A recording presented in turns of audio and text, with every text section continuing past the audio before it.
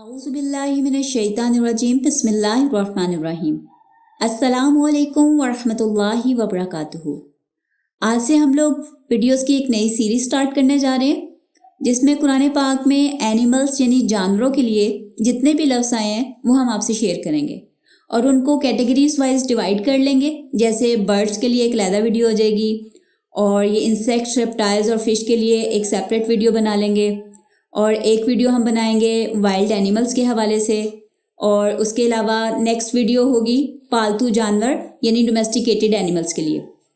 और उनमें जो कैमल है यानी ऊँट, उसके लिए कुरान पाक में तकरीबन 12 से 13 अल्फाज आए हैं, तो उसकी हम कोशिश करेंगे कि एक अलहदा वीडियो हो जाए। असल में ऊँट जो है ना, ये अरब कल्चर में बहुत ज़्यादा इस्तेमाल होता था क्योंकि वहाँ पे सहरा रेगिस्तान का इलाका था और ज़्यादा एनिमल्स जो थे वहाँ पे सरवाइव ही नहीं कर पाते थे, तो इसलिए ऊँट उनके ज़्यादा इस्तेमाल में था और कुरान पाक में भी इस हवाले से ऊँट के लिए ज़्यादा अल्फाज आए हैं। तो आज की वीडियो की तरफ चलते हैं। आज हम परिंदों के हवाले से वीडियो बना रहे हैं जिसमें कुरान पाक में बर्ड्स यानी परिंदों के लिए जितने भी अल्फाज आए हैं वो हम आपसे शेयर करेंगे। तो उसमें सबसे पहला लफ्ज़ है तवाइरुन। ये एक सिंगल परिंदे के लिए इस्तेमाल होता है और ये लफ्ज़ कुरान पाक में सूरह अनआम आयत नंबर 38 में आया है, जहाँ पे अल्लाह ताला ये बता रहे हैं कि ज़मीन में जितनी भी मखलूक़ात हैं और आसमान में उड़ने वाले परिंदे, इन सब के भी मुख्तलिफ ग्रुप्स हैं यानी कैटेगरीज़ हैं, स्पीशीज़ हैं इंसानों की तरह। और ये सारा कुछ जो है वो एक किताब में लिखा हुआ है और इन सब को अपने रब की तरफ ही लौट कर जाना है। फिर उसके बाद अगला लफ्ज़ है तैरुन। ये उसकी जमा है यानी ज़्यादा परिंदों के लिए लफ्ज़ आता है और ये लफ्ज़ जो है कुरान पाक में ज़्यादा फ्रीक्वेंसी के साथ आया है। मिसाल के तौर पर सूरह बकरा आयत नंबर 260 में, जहाँ पे हज़रत इब्राहीम ने अल्लाह ताला से ये सवाल किया कि आप मुर्दों को कैसे ज़िंदा करेंगे, तो अल्लाह ताला ने कहा कि क्या तुम्हें इस पे एतबार नहीं है यानी तुम ईमान नहीं रखते। तो हज़रत इब्राहीम ने कहा कि नहीं, ईमान तो है लेकिन मैं दिल की सेटिस्फेक्शन के लिए पूछ रहा हूँ। तो फिर अल्लाह ताला ने उनको एक प्रैक्टिकल डेमोस्ट्रेशन दी। अल्लाह ने कहा अच्छा ऐसा करो कि 4 परिंदे ले लो और उनको अपने साथ मानूस करो और फिर उसके बाद उनको ज़िबा करके उनके टुकड़े जो हैं वो मुख्तलिफ पहाड़ों पे डाल दो और फिर एक जगह पर खड़े होकर उनको अपनी तरफ बुलाओ तो वो सारे तुम्हारी तरफ दौड़ते चले आएंगे। तो ये अल्लाह ताला ने एक किस्म का अमली तौर पर उनको दिखा दिया कि अल्लाह ताला मुर्दों को कैसे ज़िंदा करेंगे। फिर उसके बाद ये लफ्ज़ जो है सूरह आल इमरान आयत नंबर 49 में आया है, जहाँ पे हज़रत ईसा अलैहिस्सलाम के मुख्तलिफ मोजज़ात का जिक्र आता है। तो उसमें उनका एक मोजज़ा ये भी था कि वो मिट्टी से परिंदे की शक्ल की एक वो फॉर्म या शक्ल बनाते थे और फिर उसके अंदर फूंक मारते थे और वो अल्लाह के इज़्ज़न से उड़ने लगता था यानी असली परिंदा बन जाता था। इसी तरह ये लफ्ज़ सूरह यूसुफ आयत नंबर 36 में आया है, जहाँ पे हज़रत यूसुफ का जेल में जाने का जिक्र आता है और फिर वहाँ पे 2 और कैदी होते हैं और वो हज़रत यूसुफ को बहुत नेक पाते हैं और उनको अपने ख्वाब उनके साथ शेयर करते हैं और उनसे पूछते हैं कि आप बताएं इनकी ताबीर क्या है। तो उनमें से जो एक बंदे का ख्वाब था ना, वो ये था कि उसके सर पर उसने रोटियाँ उठाई हुई हैं और वो उसमें से परिंदे खा रहे हैं, तो वहाँ पे भी परिंदों का लफ्ज़ आया। इसी तरह सूरह अंबिया आयत नंबर 79 में, जहाँ पे हज़रत दाऊद के हवाले से अल्लाह ताला बताते हैं कि उनके साथ पहाड़ और परिंदे अल्लाह की तस्बीह बयान किया करते थे। फिर सूरह नमल आयत नंबर 16 में हज़रत सुलेमान के हवाले से जिक्र आया है कि जहाँ पे वो एक्नॉलेज करते हैं, लोगों के सामने कहते हैं कि ऐ लोगों, हमें परिंदों की बोली सिखाई गई है, तो वहाँ पे भी परिंदों का लफ्ज़ आया। फिर उसके बाद सूरह मुल्क आयत नंबर 19 में आता है अवलम यरो इला तैरी फौकहुम साफ़ातिन व यक़बिज़, कि क्या उन्होंने परिंदों की तरफ नहीं देखा जो उनके सरों के ऊपर उड़ रहे हैं कि कैसे वो अपने पर फैलाते हैं और उनको इकट्ठा करते हैं।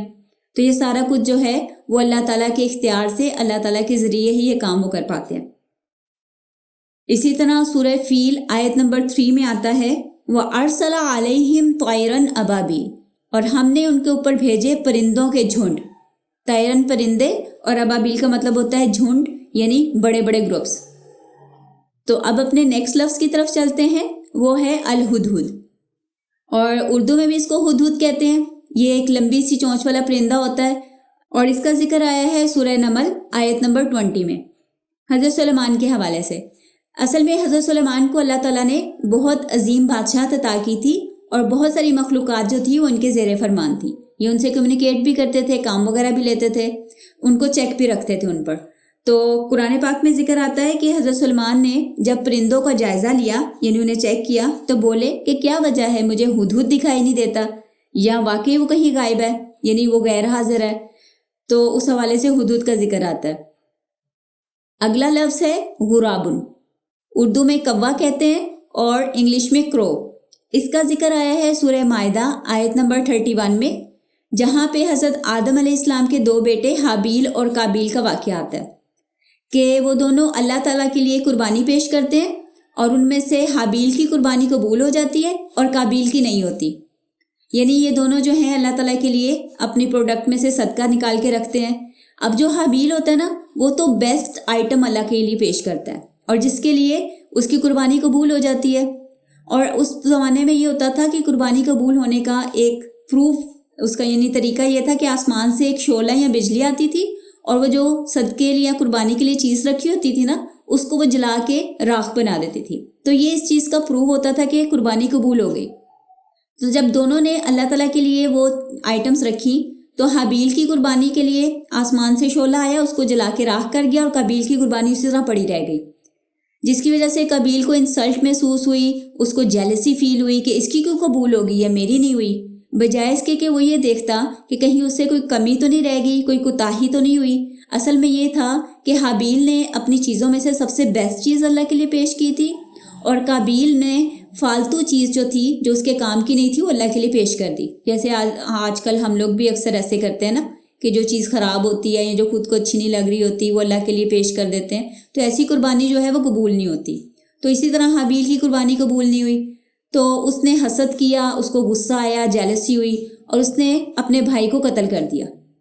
اب جب قتل کر دیا تو اس کے بعد اب اس کو سمجھنا ہے کہ لاش کو کیسے چھپائے، تو اس وقت اللہ تعالیٰ نے ایک کوا بھیجا جو دوسرے مرے ہوئے کوے کو زمین کھود کر اس میں دفن کر رہا تھا۔ تو پھر اس کو بڑی شرمندگی ہوئی کہ میں اس کوے سے بھی گیا گزرا ہوں کہ مجھے یہ بھی نہیں پتا کہ لاش کو کیسے چھپانا ہے، کیسے دفن کرنا ہے۔ تو وہاں پہ کوے کا ذکر آتا ہے سورہ مائدہ آیت نمبر 31، فَبَعَثَ اللَّهُ غُرَابًا يَبْحَثُ فِي الْأَرْضِ۔ تو پھر اللہ تعالیٰ نے ایک کوا بھیجا جو زمین کھود رہا تھا۔ اس کے بعد اگلا لفظ ہے سلوا، یہ بٹیر کو کہتے ہیں، انگلش میں کوئل، اور اس کا ذکر آیا ہے سورہ بقرہ آیت نمبر 57 میں، وَأَنزَلْنَا عَلَيْكُمُ الْمَنَّ وَالسَّلْوَىٰ، اور ہم نے ان کے اوپر من و سلوہ اتارا۔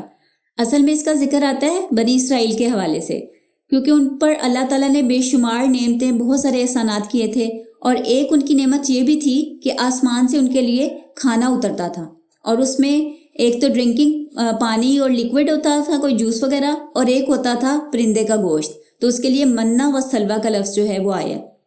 اس کے بعد اگلا لفظ ہے جوارح، یہ شکاری جانور چوپائے یا پرندوں کے لیے استعمال ہوتا ہے، جیسے چوپایوں میں آ جائے گا کتا وغیرہ، اور پرندوں میں باز یا عقاب وغیرہ۔ تو لوگ ان کو سکھاتے تھے اور یہ لوگوں کے لیے شکار پکڑ کے لایا کرتے تھے۔ تو سورہ مائدہ میں آیت نمبر 4 میں جہاں پہ اللہ تعالیٰ حلال اور حرام چیزوں کے بارے میں بتا رہے ہیں، تو وہاں پہ اللہ تعالیٰ یہ بھی بتا رہے ہیں کہ جو تمہارے سدائے ہوئے جانور تمہارے لیے شکار پکڑ کے لائیں وہ تمہارے لیے حلال ہے، یعنی اس کو اللہ کا نام لے کر بسم اللہ پڑھ کے کھا لو۔ تو وہاں پہ اس کا ذکر آتا ہے۔ تو یہ تھی ہماری آج کی ویڈیو برڈز کے حوالے سے۔ میں ایک دفعہ ریوائز کر دیتی ہوں۔ طائرن پرندہ، طیرن اس کی جمع پرندے، الہدہد ہدہد، غرابن کوا یا کرو، سلوا بٹیر یعنی کوئل، جوارح باز یا عقاب۔ تو اس کے ساتھ ہی آج کا لیسن فنش کرتے ہیں۔ سبحانک اللہم و بحمدک نشہد ان لا الہ الا انت ونستغفرک ونتوب الیک۔